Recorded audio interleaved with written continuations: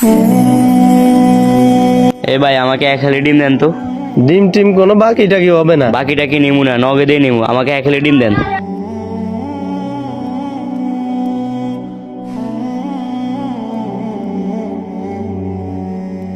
কিরে একালি ডিম 80 টাকা, তুই আমারে 50 টাকা দিলি কেন? ধুরু ভাই, কালকে তো আপনার থেকে 1 হালি ডিম 50 টাকা করে নিছি।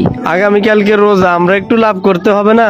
আগামীকাল রোজা দেখে কি আজকে ডিমের দাম বাড়াইতে হবে?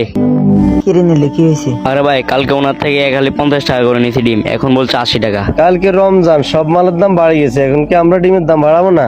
আরে কাকা, আমরা তো মুসলমান, সবাই যদি 2 নাম্বারি ব্যবসা করে, তারা যদি 2 নাম্বারি ব্যবসা করে জাহান্নামে যায়, এখন আপনিও কি যাবেন? চাচা, রমজান মাসের ডিমের দামটা কমিয়ে ফেলেন, তাতে আপনাদেরও ভালো হবে, আমাদেরও ভালো হবে। হ বাবু, মানুষ একটু লাভের আশা যার নামটা কিনে লয়। এই নো তোমার ডিম, আমি আজ থেকে ডিমের দাম বাড়াবো না। আচ্ছা ঠিক আছে চাচা, ভিডিওটা ভালো লাগলে চ্যানেলটা সাবস্ক্রাইব করুন।